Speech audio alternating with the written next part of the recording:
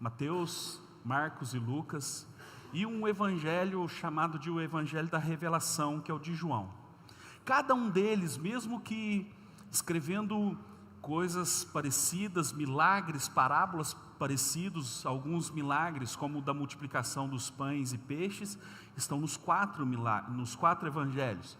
Alguns outros em 2, em 1, mas eles contam o relato da história de Jesus de uma forma bem paralela, porém com características individuais. Mateus é o evangelista que escreve especificamente para que o povo judeu conheça Jesus Cristo, o Messias.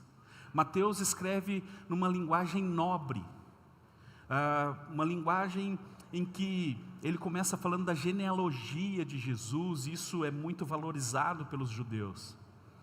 Marcos, ele escreve para os romanos, porque Marcos ele vai sempre direto ao ponto. Marcos não tem muita introdução, não tem muita explicação, ele vai sempre direto ao ponto, falando com aquele povo romano que estava ali dominando Israel naquela época. Tem o evangelho de Lucas. Lucas é um evangelho erudito, inteligente. Ele escreve para os gregos, que valorizavam muito a filosofia, o pensamento, e Lucas era grego. E ele escreve, como médico, você sabe, com uma linguagem muito detalhista nas parábolas que falam sobre feridas, machucados, como a parábola do bom samaritano, por exemplo. E ele escreve especificamente, e claro que se aplica para nós, mas ele escreve para alcançar os gregos. Mas aí vem o evangelho de João, e o evangelho de João foi escrito para a igreja, que é um evangelho que fala da revelação da divindade do Senhor Jesus Cristo. E eu quero dizer para você, meu irmão, que a palavra é para mim, é para você, e vai trazer revelação do céu sobre a nossa vida, amém? Vamos ler aqui então, João 4, a partir do 46. Mais uma vez, ele, Jesus, visitou Caná da Galileia. Lembra que a primeira vez que Jesus vai em Caná da Galileia, acontece o seu primeiro milagre público, onde ele transforma a água em vinho. Está aqui no texto, eu estou te explicando, você vai ler. Onde tinha transformado a água em vinho, e havia ali um oficial do rei. Qual rei? Herodes. Essa época o rei Herodes, estava governando sobre Israel, cujo filho estava doente em Cafarnaum. Quando ele ouviu falar que Jesus tinha chegado a Galileia, vindo da Judéia, procurou e suplicou-lhe que fosse curar seu filho, que estava à beira da morte. Disse-lhe Jesus: se vocês não virem sinais e maravilhas, nunca crerão. E o oficial do rei disse: Senhor, vem antes que o meu filho morra. Jesus respondeu: pode ir, o seu filho continuará vivo. O homem confiou na palavra de Jesus e partiu. Aleluia. 51. Estando ele ainda a caminho, seus servos vieram ao seu encontro com notícias de que o menino estava vivo. Quando perguntou a que horas o seu filho tinha melhorado, eles lhe disseram: a febre o deixou ontem, à 1h da tarde. Então o pai constatou que aquela fora exatamente a hora em que Jesus lhe dissera: o seu filho continuará vivo. Assim creram ele e todos os da sua casa. Meu irmão, nós vemos aqui um milagre maravilhoso. E por que eu digo maravilhoso? Porque eu, como pai, sei que não há milagre mais tremendo do que o que acontece na vida de um filho, do nosso filho. E é algo realmente extraordinário esse milagre. E nós queremos viver uma vida de milagres, sim ou não? Queremos, claro, todos nós queremos viver uma vida de milagres. A questão é que nós não queremos problemas. E a gente esquece que milagre é resultado de um problema resolvido.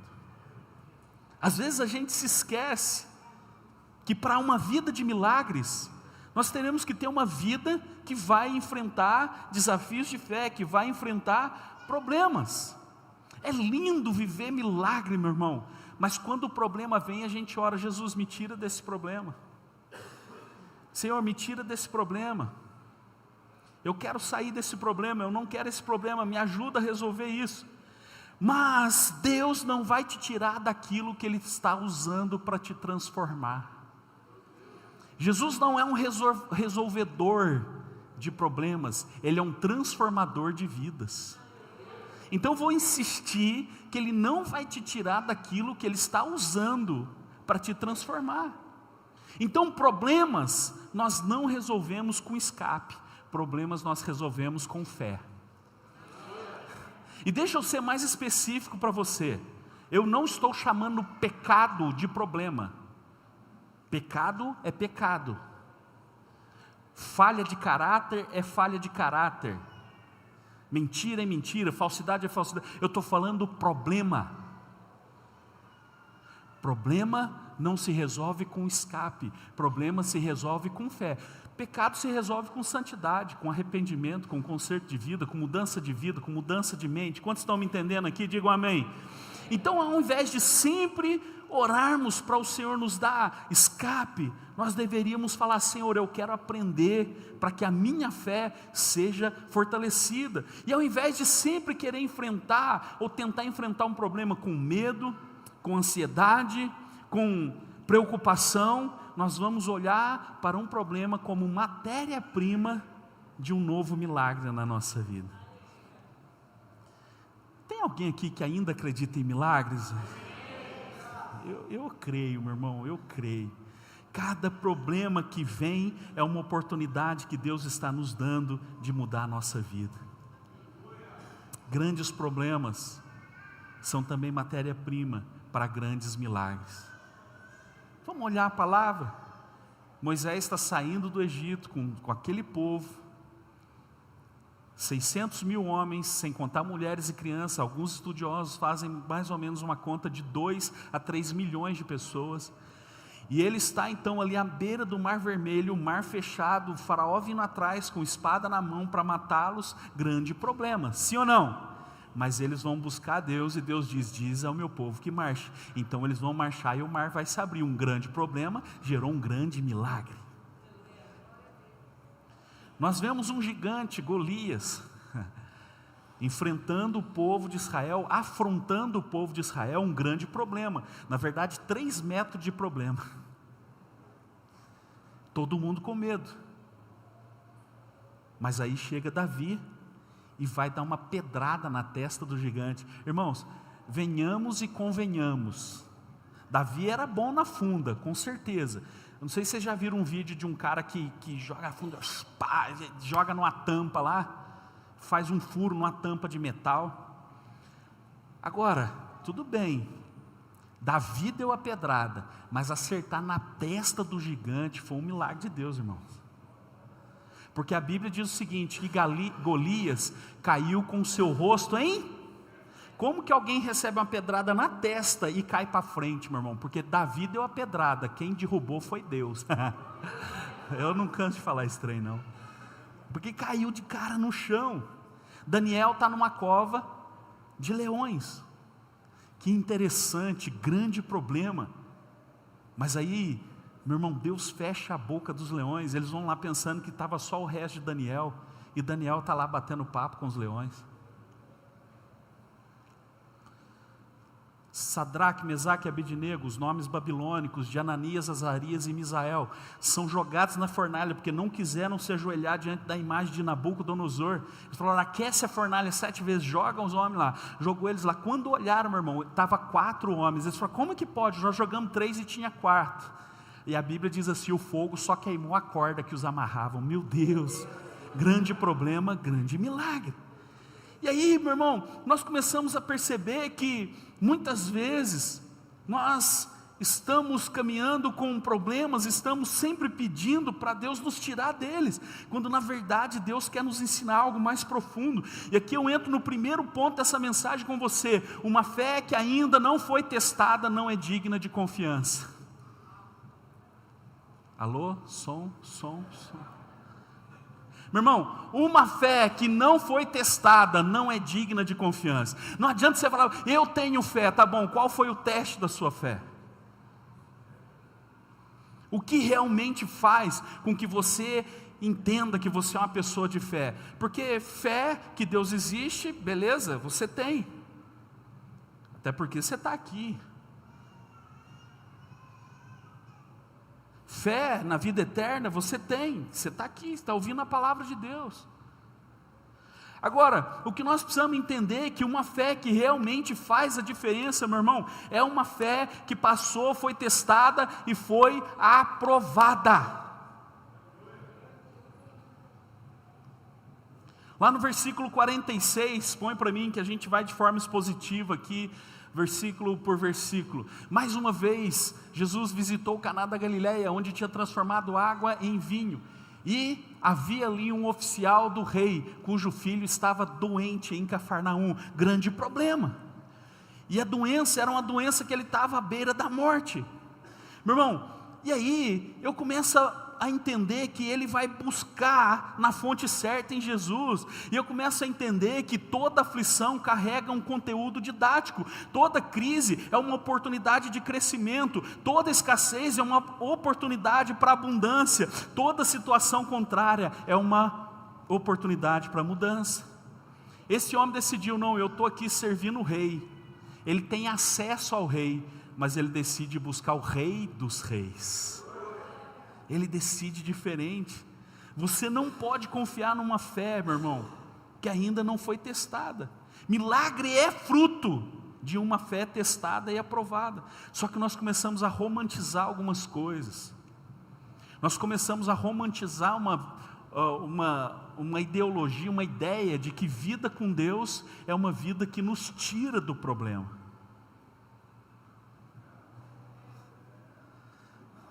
Se você for olhar para alguns programas cristãos, do rádio, da televisão, se você for olhar para a proposta sempre assim, seu casamento está não sei o quê, vem para a igreja que Jesus resolver. Sua empresa está falindo, vem que nós vamos resolver o problema da sua empresa.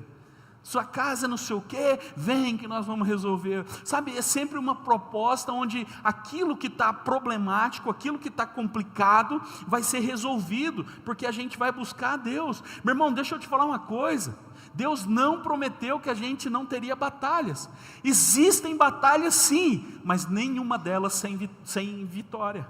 Todas as batalhas terão vitórias. Quantos estão comigo? Dizer amém. Tem deserto na vida com Deus sim, mas nenhum deles sem provisão. Tem problema sim, mas nenhum deles sem solução. Abre para mim Salmo capítulo 34, versículo 19. Eu quero mostrar para você que mesmo caminhando com Deus, você vai enfrentar desafios. Aquele homem tinha um filho doente em casa, esse era o desafio dele. Mas aqui eu vejo, meu irmão, que o justo passa por muitas adversidades, mas o Senhor o livra de todas. Não é de algumas, é de todas. É de todas.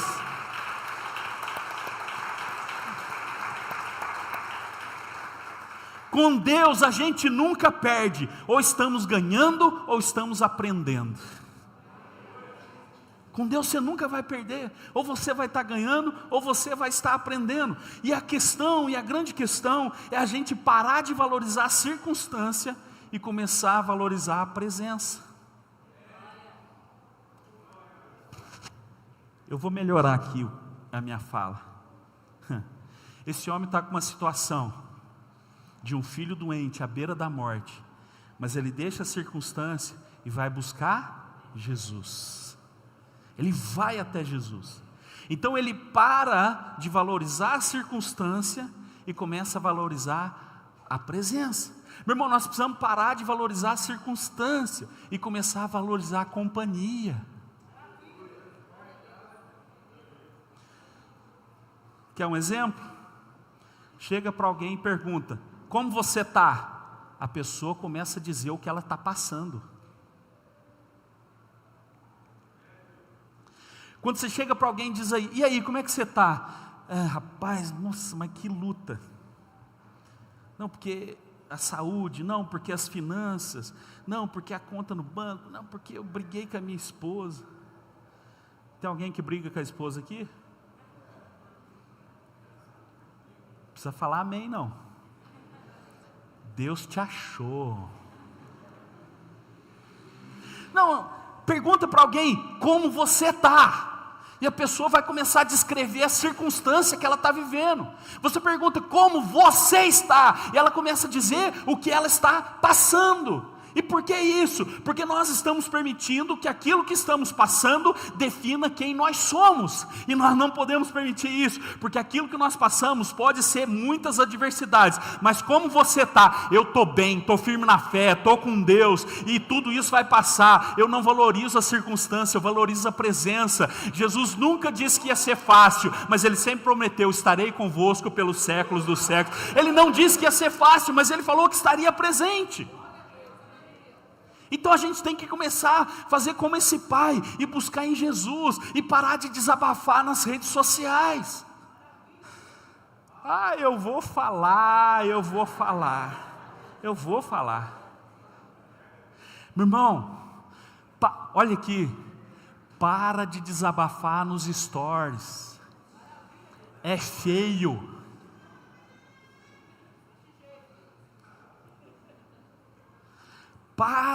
Pelo amor. Então, gente, porque hoje vou falar para vocês, meus seguidores. Eu fui em tal lugar e não me atenderam direito. O que vocês acham disso? Comenta aqui embaixo aqui. Comenta aqui. Cagar no meio do mato só. Para com essa história, ficar desabafando nas redes sociais. Vai em quem te ajuda, meu irmão. Para de marcar no Facebook, se sentindo decepcionado. Para, meu irmão. Sinto Deus me usando nessa hora. Para com isso. A gente está valorizando a circunstância, esquecendo quem que está presente. Então, a partir de hoje, quando perguntarem como você está, não responda como estão as circunstâncias, porque se você estiver bem, meu irmão, não importa as circunstâncias não definem você, é a sua fé que define as circunstâncias, se ela vai ser pequena ou grande, se o deserto vai acabar ou vai estar só começando, porque deserto, meu irmão, ninguém sai reprovado, ou você sai aprovado ou você não sai.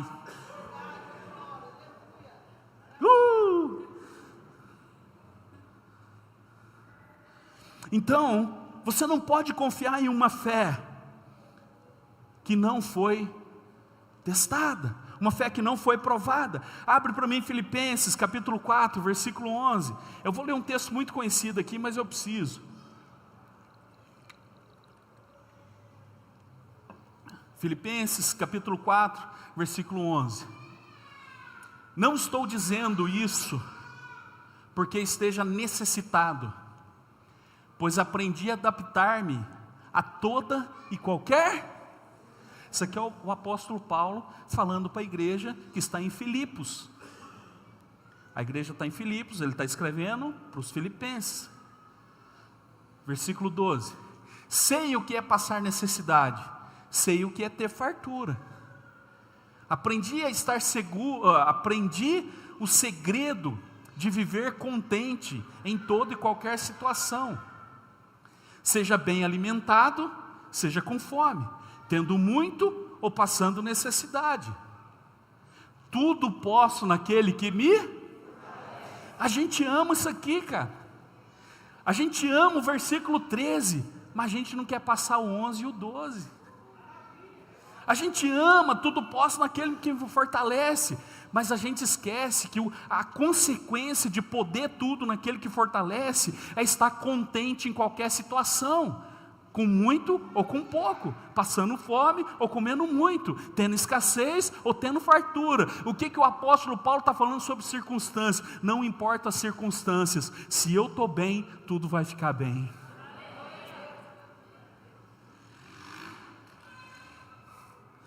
Aleluia. Segunda coisa que eu quero te falar: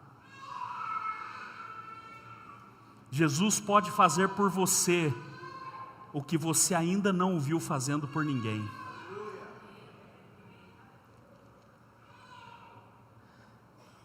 Pede que eu repito. Jesus pode fazer por você o que você ainda não viu fazendo por ninguém. Versículo 47.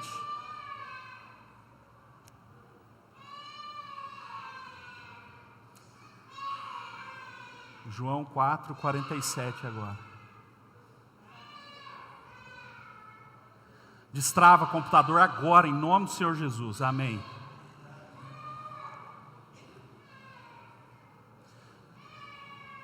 Quando ele, agora o homem,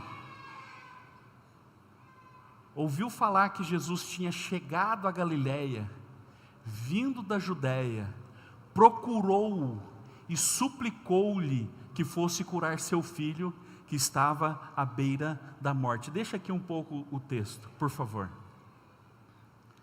Isso aqui é o início do ministério de Jesus. E qual foi o primeiro milagre público de Jesus? Transformar a água em vinho. Depois disso aqui, a Bíblia não fala se Jesus fez milagre, se não fez. Deve ter feito, pode ter feito, porque muitas coisas ele fez. Mas eu quero que você preste atenção, porque teologicamente, esse milagre aqui de curar o menino é o segundo que Jesus está fazendo. O primeiro foi transformar a água em vinho, naquele casamento em Caná da Galileia. Ele sai, vai, celebra a Páscoa, faz sinais, volta em Caná da Galileia. Então eu te pergunto uma coisa: como foi que esse homem tirou a ideia de que um homem que transforma a água em vinho pode curar o seu filho à beira da morte?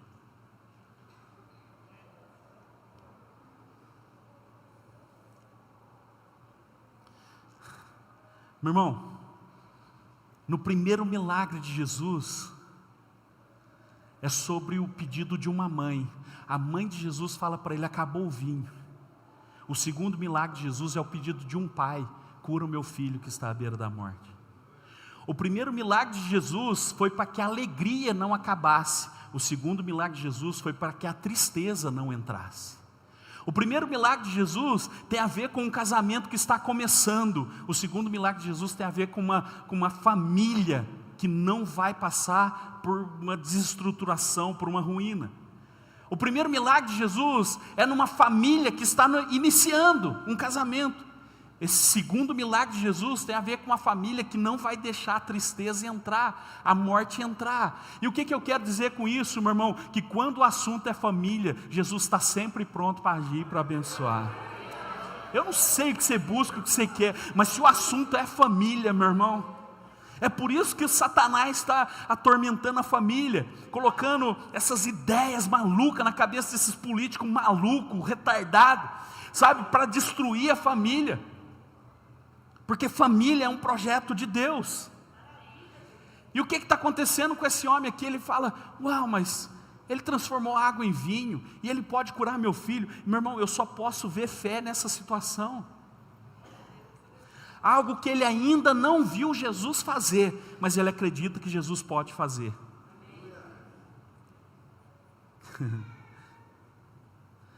Ele ainda não viu, meu irmão, Jesus fazer nenhum tipo de cura pública, que eu estou falando, relatado na Escritura. Eu estou falando para você de forma cronológica. Mas esse homem não viu Jesus fazer, mas ele acredita que Jesus pode fazer. Fé é sobre isso, meu irmão. Você pode chegar num dia: eu nunca vi um casamento nessa condição ser restaurado, mas você pode ver, porque Jesus pode fazer. Eu nunca vi uma doença nesse estágio terminal ser curada, eu nunca vi, mas eu creio que Jesus pode entrar e pode agir. Ah, mas eu nunca vi alguém tão oprimido por Satanás, em tanta depressão, sair disso. Pois é, mas você pode ver, porque Ele é capaz de fazer. Eu nunca vi um estado de falência tão grande e prosperar. Pode preparar, porque Jesus pode abrir caminho e pode prosperar. Então, meu irmão, não sei o que você acredita, mas eu acredito que mesmo que eu não tenha visto, Ele pode fazer. Ele pode. Ele pode fazer. Ele pode fazer. Meu irmão, eu já orei por coisas que aconteceu, e eu já orei por coisas que não aconteceu, e está tudo bem, porque eu sigo por quem Ele é, não pelo que Ele pode fazer. Sabe o que Jesus está fazendo nesse casamento? Ele está lá porque foi convidado, não porque ele poderia fazer alguma coisa, ninguém esperava acabar o vinho, convidaram por quem ele é. Você está me entendendo ou não? E aí o pai agora está indo em Jesus, meu irmão, pelo que ele pode fazer. E aqui eu quero te mostrar uma chave, porque enquanto a gente vai buscar Jesus pelo que ele pode fazer, a nossa fé ainda é parcial. A nossa fé ainda é parcial, porque não existe nada que ele não possa fazer. Tudo é possível ao que crê, tudo é possível. Então esse homem que não viu ainda Jesus fazer, mas ele vai procurar Jesus pelo que Jesus pode fazer. E aqui, meu irmão, eu entro no terceiro ponto dessa mensagem com você. Desfrutar do que Jesus faz é bom, mas desfrutar de quem Ele é muito melhor.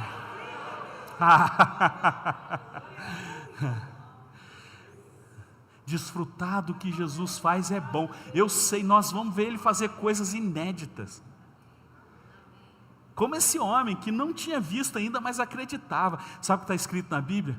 Coisas que os olhos não viram, coisas que o ouvido não ouviram, coisas que não subiu ao coração do homem, são aquilo que Ele está preparando para aqueles que o temem.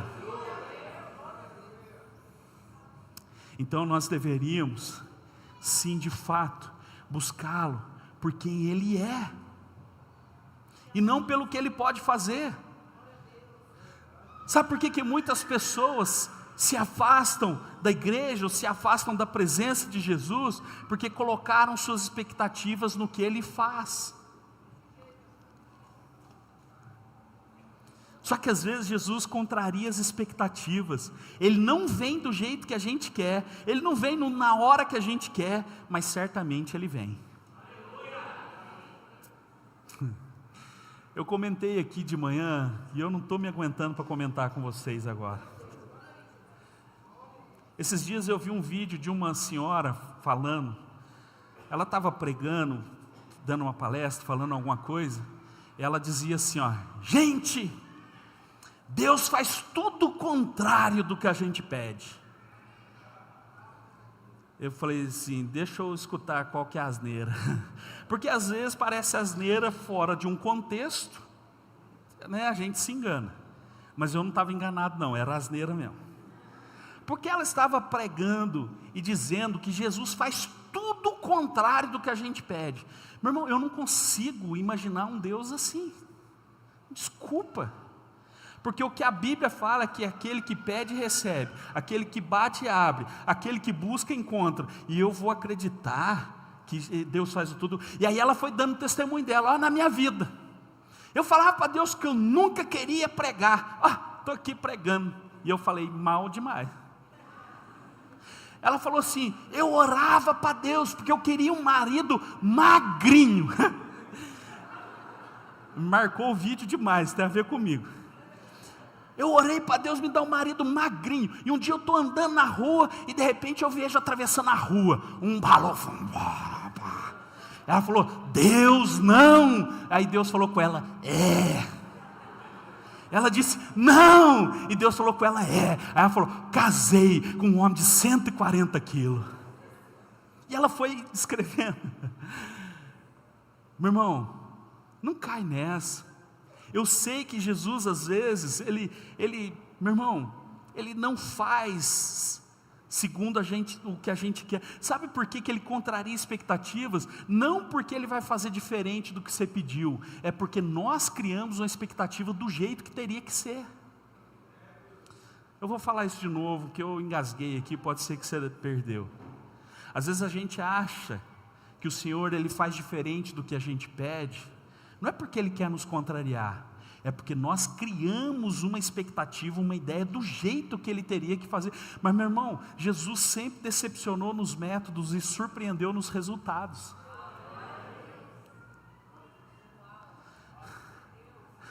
Teve cego que Ele curou falando para o homem, tenha vista, sua fé te salvou, vai ser curado. Teve cego que Ele cuspiu na terra e fez barro e passou no olho do homem e falou para ele, vai se lavar em Siloé, para você ver. Ele foi.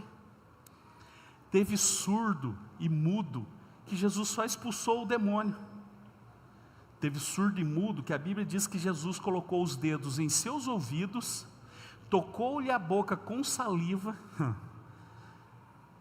Pastor, não está entendendo que jeito que é. Eu vou te explicar. Michael, vem cá. Vem cá. Vem cá, deixa eu te mostrar um negócio aqui. Ó, a Bíblia diz que o homem era surdo e mudo. Aí a Bíblia diz assim, e Jesus colocou, está no plural, os dedos em seus ouvidos. E tocou-lhe, não cria expectativa, que eu não vou te beijar não, fica tranquilo. Meu irmão, colocou os dedos em seus ouvidos e tocou-lhe a boca com saliva. Como é que a saliva de Jesus saiu daqui e foi parar lá, com os dois dedos? E ele não fez isso. Meu irmão, Jesus curou um surdo e mudo expulsando um demônio, e curou um surdo e mudo cuspindo na boca do cara. Aí você vem falar para mim, as mensagens, ó, 5 passos para o milagre, 5 passos para não sei o que. Meu irmão, para com essa história. Com Deus não tem esse negócio de caixinha, não. Ele faz do jeito que Ele quer, na hora que Ele quer, com a forma que Ele quer. A gente tem que submeter a Ele, a vontade dEle. Obrigado, Michael. Deus abençoe, meu filho. Aleluia. E por que eu estou falando isso? Porque eles esperavam um Messias que fosse um guerreiro. Eles perguntaram para Jesus, os discípulos: Senhor, quando virá o seu reino? Quando vai se manifestar o seu reino? Eu te contei que Roma oprimia Israel nessa época, estava governando lá. E eles esperavam um Messias que fosse o quê? Libertá-los do domínio de Roma. Mas Jesus veio libertá-los do domínio do pecado, pelo amor de Deus.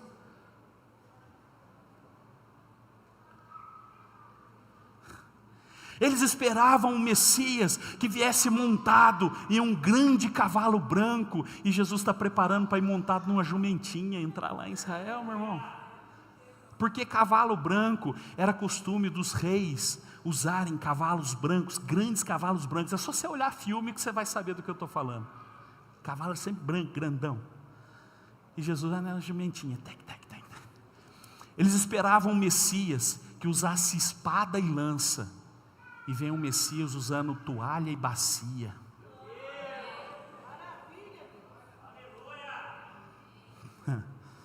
Eles esperavam um Messias que fosse juntar homens para lutar contra Roma, mas ele veio juntar pessoas para cumprir a vontade de Deus. Meu irmão, pode não ser do seu jeito, pode não ser no seu tempo, mas Ele, quando quiser, vai se manifestar. E meu irmão, sempre antes de um milagre acontecer, tem uma lição para aprender. Antes de um milagre acontecer, tem uma lição para aprender. Põe o versículo 48 para mim, por favor. Põe o 47 de novo, só para me lembrar uma coisa. Ó. Quando ele, o homem, viu falar que Jesus tinha chegado da Galiléia, vindo da Judéia, procurou-o. Singular ou plural? Isso aqui não é teologia não, português. Singular ou plural? Procurou-o. Quem? O homem. O oficial do rei. E suplicou-lhe, tudo no singular, que fosse curar seu filho, que estava à beira da morte. 48. Disse-lhe Jesus: se vocês, singular ou plural? Tem gente que fala, não sei, não fiz Enem. Se vocês não virem sinais e maravilhas, não crerão. E é interessante que é um homem fazendo uma pergunta: o senhor pode ir lá curar meu filho? E Jesus está perguntando: se vocês não verem sinais e maravilhas, vocês não crerão. Ou seja, Jesus, Ele está usando aquela situação para ensinar, não somente um pai desesperado, mas para ensinar os seus discípulos, para ensinar aquela multidão. Por quê? Porque por trás de todo milagre existe uma didática do céu, meu irmão. Então, enquanto o milagre não aconteça, para de perguntar por que não aconteceu e começa a perguntar: o que eu ainda preciso aprender. O que eu ainda preciso aprender? A fé que precisa ver sinais, meu irmão, é uma fé parcial. Uma fé que precisa ver sinais, uma fé que é fundamentada em apenas no que é visto. É uma fé baseada apenas no que Jesus pode fazer. Mas uma fé plena, meu irmão, é uma fé que entende que independente dele fazer ou não, você está com ele até o fim, você está com ele em todo o tempo. Essa é uma fé plena. A fé parcial usa Jesus, a fé plena quer ser usado por ele.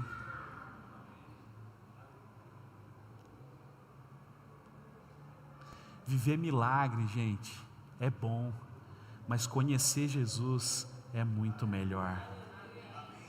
É muito melhor. Conhecer quem Ele é muito melhor. Eu estou nesse ponto com você, já vou encerrar. Desfrutar do que Jesus faz é bom, mas desfrutar de quem Ele é, meu irmão, você pode ter certeza que é muito melhor. Desfrutar da presença. Eu tenho 2 filhas. Eu sei exatamente quando elas se aproximam de mim porque elas querem alguma coisa.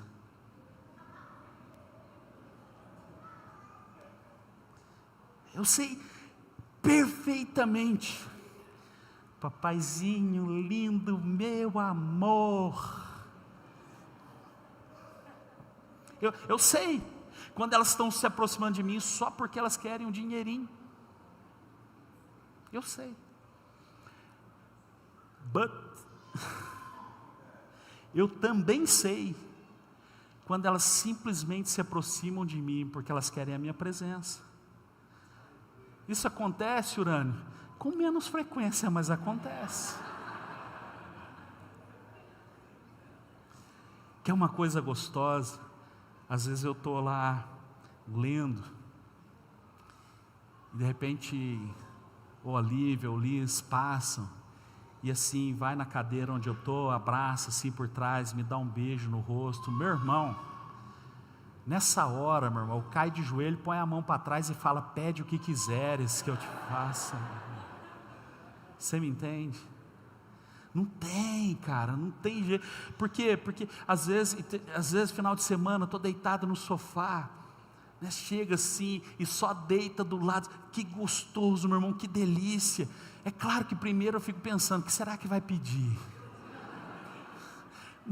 Mas quando não pede, que bom que é. Agora, quem é pai sabe o que eu estou falando. Você sabe quando seu filho se aproxima porque quer alguma coisa, e quando ele se aproxima porque ele quer a sua presença, você sabe. Agora imagina Deus, se não sabe qual é a motivação pela qual a gente chega à presença dele, meu irmão. Ele sabe quando a gente simplesmente quer alguma coisa, ou quando a gente quer simplesmente adorar, quando a gente quer simplesmente se entregar. Ele sabe, Ele conhece. Então vou insistir com você: receber o que Jesus faz é bom, mas conhecer por quem Ele é muito melhor, meu irmão. É estar na presença, é valorizar a presença.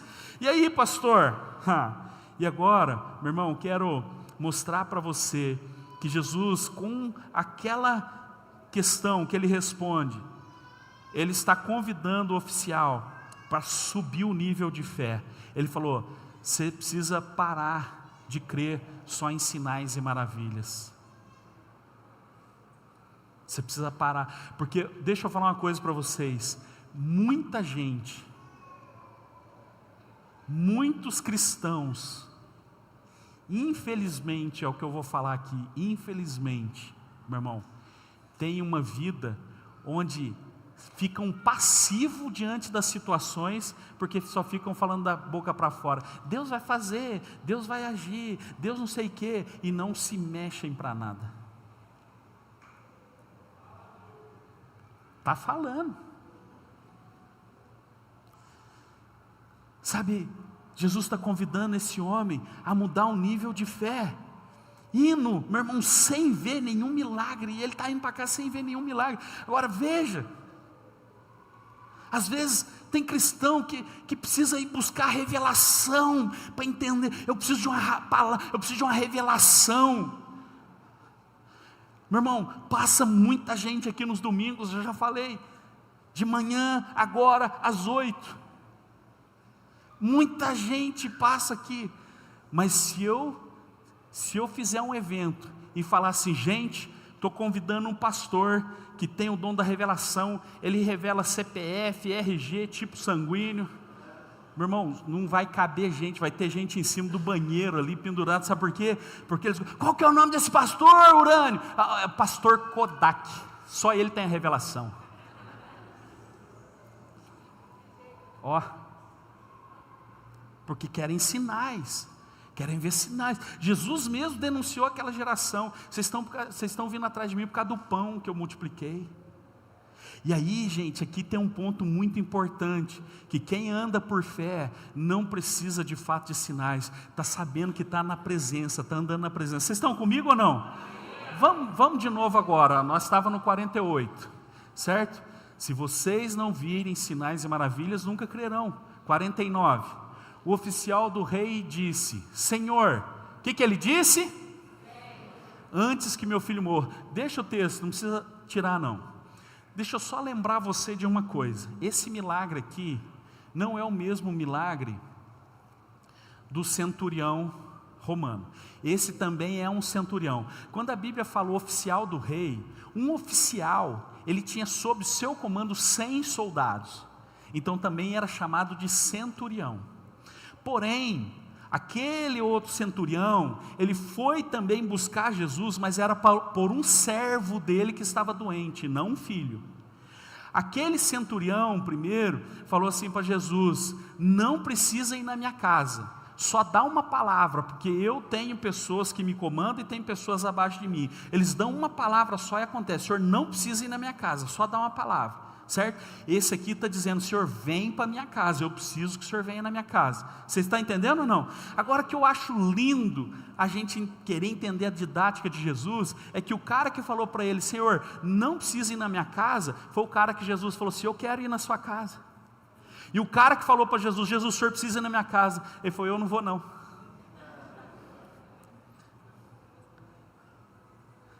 Eu acho Jesus fantástico, cara, eu acho Jesus tremendo.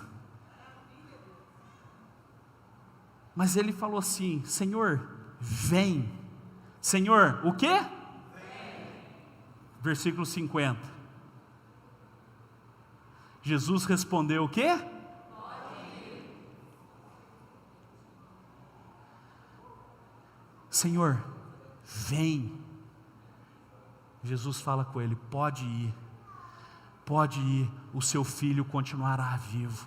Pode ir, meu irmão, ainda vai ter vida. Pode ir, meu irmão, seus sonhos vão estar vivos. Pode ir, meu irmão, esse casamento vai ser restaurado. Pode ir, meu irmão, essa família vai ser restaurada. Pode ir, meu irmão, a porta está aberta. Pode ir, meu irmão, sua prosperidade está na sua frente. Pode ir, meu irmão, a cura vem do céu. Pode ir, meu irmão, a sua bênção vem de Deus. Pode ir, meu irmão, os vales estão aterrados. Pode ir, meu irmão, os montes estão aplainados. Pode ir, meu irmão, as pedras já estão fora do caminho. Pode ir, meu irmão, que o Senhor enviará anjos a seu respeito, pelo amor de Deus, glorifique e exalte ao nome dEle, aleluia.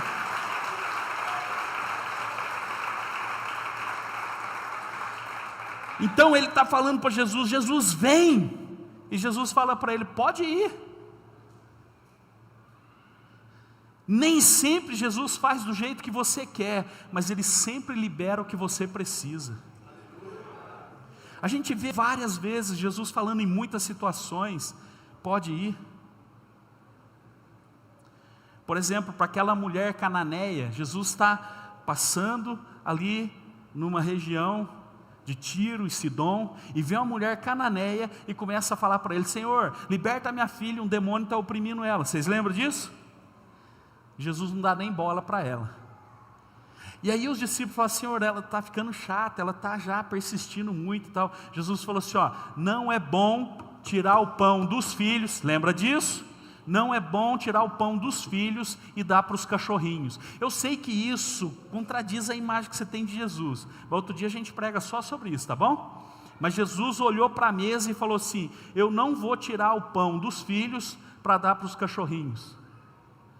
Aquela mulher, meu irmão, ela falou assim, ó, Senhor, até os cachorrinhos comem da migalha que cai da mesa dos filhos. Meu irmão, a mulher com a fé dela, fez Jesus tirar os olhos do pão da mesa e olhar embaixo da mesa. Não, você não entendeu. A fé daquela mulher fez com que Jesus parasse um pouco a sua missão para dar atenção a ela. Jesus falou assim: a minha missão é com os filhos. Ela falou assim: eu sei, mas se cair uma migalhinha dos filhos, eu quero comer, eu quero pegar. A fé da mulher superou a missão de Jesus. Não, você não entendeu ainda. A fé da mulher superou a missão de Jesus. A fé da mulher fez com que Jesus tirasse os olhos da mesa e colocasse os olhos embaixo da mesa para ver quem queria migalha, meu irmão. E foi nessa hora que Jesus olhou para ela: nem em Israel eu vi uma fé como a sua. Pode ir, sua filha já está curada.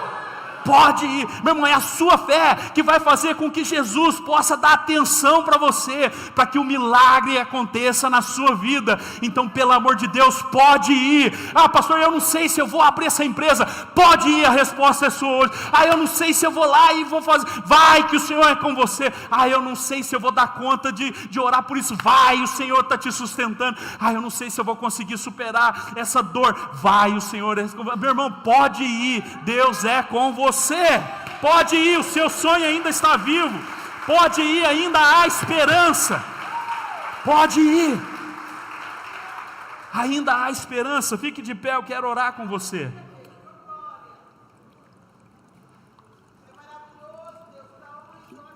Aleluia. Meu Deus. Ah, eu não sei se eu continuo nesse casamento. Ah, continua, meu irmão, pode ir, o Senhor é com você. Ah, eu não sei se eu continuo esse projeto. Ah, meu irmão, pode ir, pode ir, pode ir, pode ir. Ah, eu não sei se eu continuo esse ministério. Ah, meu irmão, pode ir, pode ir, pode ir, o Senhor é com você, pode ir. Pode ir. Eu sei que você tem necessidades. Eu também tenho. Problema, meu irmão, a gente vai ter sempre. Problema só muda de nome, só muda de nível. Às vezes um dia o seu problema era boleto. Hoje o seu problema é casamento. Seu problema era hoje é outro, mas problema sempre tem. A gente tem uma tendência de olhar para algumas pessoas e achar que algumas pessoas não têm problema. Você já percebeu isso ou não? Não, talvez você não percebeu, que você é muito santo. Mas a gente pensa que a vida da pessoa é o que ela publica no Instagram. Meu irmão, não é. Por que você está falando disso de novo, Urânio? Porque problema é a matéria-prima para o milagre.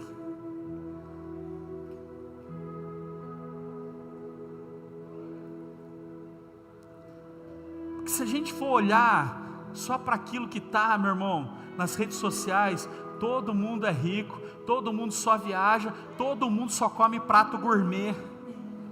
Todo mundo só come. Fala sério. Você tira a foto do miojo? Não. Você tira a foto do arroz, feijão e do ovo frito? Sabe o que eu posto nos meus stories? De que eu estou fazendo uma costela no disco de arado. Aí eu falo: Senhor, eu repreendo todo espírito de inveja em nome de Jesus. Senhor, que não me dê uma dor de barriga. Estou brincando com você, olha para mim. A gente tem uma tendência de achar que algumas pessoas não têm problemas. Achar que a vida de algumas pessoas é mais fácil do que a nossa. Gente, deixa eu te falar uma coisa. Deus, o céu, Jesus não atende necessidade, Ele atende fé. Sabe, Ele não atende necessidade. Não adianta você falar: Senhor, eu preciso muito disso, porque isso, porque aquilo, porque o fulano, porque o ciclano. Não, para com isso. Aquele homem, o oficial do rei, ele tinha acesso, ele tinha riqueza, ele tinha prestígio, mas ele entendeu que nada disso poderia curar o filho dele, e é por isso que ele se humilha e vai diante de Jesus e fala: Senhor, tudo que eu tenho como possibilidade, eu abro mão agora, porque eu sei que só o Senhor pode fazer. E é nessa hora que a gente tem que colocar o coração diante do Senhor e falar assim: Senhor, tudo que tenho, tudo que sou, não é nada perto daquilo que o Senhor é, de quem o Senhor é. Eu me esvazio de tudo, para que o Senhor faça esse milagre acontecer na minha vida. Você pensou que algumas coisas eram o ponto final, você pensou que algumas coisas era para você parar, abrir mão, largar e seguir outras coisas. O Senhor trouxe você aqui para te falar: pode ir, pode ir, pode ir. Talvez você veio aqui pronto, meu irmão, para abrir mão de algumas coisas, e o Senhor está dizendo para você: pode ir. Sabe quando que a fé desse homem foi plena? Deixa eu mostrar aqui para você, versículo 51. Eu já estou encerrando, meu irmão. Eu pedi para você ficar de pé para parecer que está acabando. Espera aí. Olha o versículo 51, põe para mim, filho. Estando ele ainda a caminho, Jesus falou para ele o quê? Pode. Estando ele ainda no caminho. Eu acho isso aqui incrível, porque, meu irmão, não tinha como ele receber uma mensagem, uma ligação de que o filho dele estava curado. Não tinha possibilidade, não tinha WhatsApp, não tinha nada, não tinha ligação, não tinha nada, só tinha Orkut. Orkut era dessa época, mas não, cara, não tinha como. Só que ele recebe uma palavra, ele recebe uma palavra, e aí, meu irmão, ele foi, estando ainda no caminho, ou seja, ele está crendo, mas ele não está vendo, ele não está vendo, ele está simplesmente indo. E os seus servos vieram ao seu encontro com notícias de que o menino estava vivo. Quando perguntou a que horas o seu filho tinha melhorado, eles disseram: a febre o deixou ontem, a 1h da tarde. Meu irmão, preste atenção, esse homem está há 24 horas caminhando de volta para casa, somente com uma palavra. Somente, ele não tinha nada, ele não tinha nada, ele só tinha uma palavra, e mesmo sem ver acontecer, ele está voltando para casa, ele está indo para casa. Meu irmão, eu não sei você, mas a caminhada de um pai, na expectativa de um filho, meu irmão, receber cura, meu Deus, eu fico imaginando o coração desse homem. Sabe como que estava o coração desse homem? Ele caminhando, sem nada, só com uma palavra, sem nada, só com uma palavra. E eu posso ver você aqui hoje, talvez você não tem nada, mas você tem uma palavra, você tem uma palavra, e a palavra, meu irmão, é suficiente para você ir. A palavra é suficiente para te sustentar no caminho. O que sustentou esse homem no caminho de volta foi a palavra. E ele falou assim: quando foi que o menino ficou bem? Ele falou: ontem, 1h da tarde. Ele lembrou que foi exatamente nessa hora que Jesus tinha curado. Versículo 53, foi o último que a gente leu. Então o pai constatou que aquela fora exatamente a hora. Ele não estava vendo, meu irmão, mas quando ele creu, Jesus já foi lá no futuro dele, lá no amanhã dele. Não, você não está entendendo não. Ele recebeu uma palavra, Jesus foi lá no futuro dele e fez a obra. Meu irmão, mesmo que você tenha só uma palavra, o Senhor já está no seu futuro. Deus já está no seu futuro. O seu filho continuará vivo, assim crerão ele e todos da sua casa. Meu irmão, pode ir, o Senhor já está no seu futuro. Pode ir, sem medo, sem preocupação. Para de valorizar a circunstância e valorize a presença. Aleluia. Senhor, eu quero orar, Pai, por tua casa, por tua igreja hoje, meu Deus. Orar por cada um dos seus filhos aqui, Senhor, porque muitas vezes, Pai, estamos sem enxergar nada, estamos sem ver nada, mas temos uma palavra, Pai. E que essa palavra possa nos sustentar pelo caminho, que essa palavra possa nos sustentar na jornada, que essa palavra possa nos sustentar, Pai, em cada passo que nós damos, Senhor. Aquele homem não estava vendo ainda o filho, não estava vendo ainda o milagre, mas ele voltou para casa crendo, Senhor. Ele voltou crendo, Pai. E o Senhor já estava agindo, mesmo ele sem ver. Então eu sei, Pai, que não estamos vendo ainda, Pai, a cura, a transformação, a libertação. Não estamos vendo ainda os sonhos realizados. Não estamos vendo ainda, Pai, a construção terminada. Não estamos vendo ainda, Senhor, o milagre acontecido, o milagre realizado. Mas nós vamos sair daqui crendo, Senhor, em nome de Jesus. É por isso que eu te peço, Senhor, sustenta a fé de cada um dos teus filhos que estão aqui, Pai. Pai, que possamos manter nossa fé firme, Pai, em Ti, Senhor. Não pelo que o Senhor faz, mas por quem o Senhor é. Sim, Pai, nós queremos desfrutar de tudo que o Senhor faz, de tudo que o Senhor é capaz de fazer, Pai, mas muito mais, Senhor, queremos Te celebrar por quem Tu és, Pai. Tu és nosso Senhor, Tu és nosso Salvador, Tu és aquele, Pai, que governa as nossas vidas, Tu és aquele que pagou o preço pelo nosso pecado, Tu és aquele que nos tirou da escuridão das trevas e nos transportou para o reino da luz. Tu és aquele, Pai, que escreveu nosso nome no livro da vida. Tu és aquele, Senhor, que nos formou desde o ventre da nossa mãe. Tu és aquele, Senhor, que já está no nosso futuro, que já conhece o nosso futuro. E nós, Pai, sabemos que o Senhor está conosco, aleluia. Nós temos a certeza, a convicção, Pai, de que as circunstâncias não definirão nossa fé. As circunstâncias não vão definir quem somos, Pai. As circunstâncias virão, Senhor, somente para provar, Senhor, a nossa fé. E nós nos manteremos, Pai, firmes, Pai, inabaláveis, Pai, independente do que está acontecendo, Pai, que aqui dentro, Pai, estejamos em pé, firmes, crendo, Pai, em tudo aquilo que o Senhor já fez e em tudo aquilo que o Senhor fará, em nome do Senhor Jesus. Dê um aplauso a Ele, querido, glorifique o nome dEle, Ele é digno, Ele é digno. Senhor, eu sei que tudo é possível, Pai, ao que crê, mas que não seja apenas um discurso da boca para fora, Pai, mas que seja algo do coração, Pai.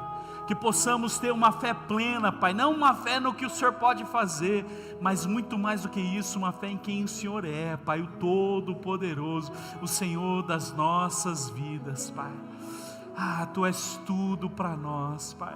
Olha, Pai, para a oração de cada um aqui nessa noite, Pai. Olha, Pai, para a oração de cada um aqui nessa noite. Meu irmão, se você quiser agora, levante sua mão direita para você fazer uma oração comigo. Fala assim: Senhor Jesus, eu creio que Tu és meu Senhor e o meu Salvador.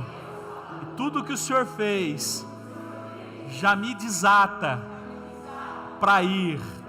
O que eu ouço da Sua boca hoje para mim pode ir. Então eu vou prosperar, eu vou ser feliz, eu vou ser abençoado, eu vou ser próspero, eu vou ser restaurado, eu vou ser curado, eu vou ser liberto, aleluia. Você acredita nisso, meu irmão? Pode ir, pode ir.